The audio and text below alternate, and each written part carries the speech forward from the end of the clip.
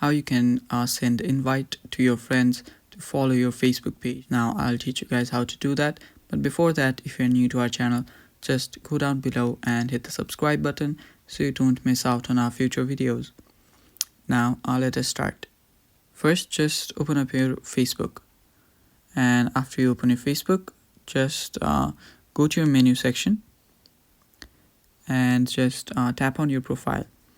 Now as you can see, you're on your profile page. Now just tap on the three dots right there. It's right besides advertise. After you tap on it, just scroll down till you see invite friends option. Tap on invite friends and you will have to switch your account if you are on your Facebook page's account. Now just switch to your personal account, and from there you will be able to just select your friends.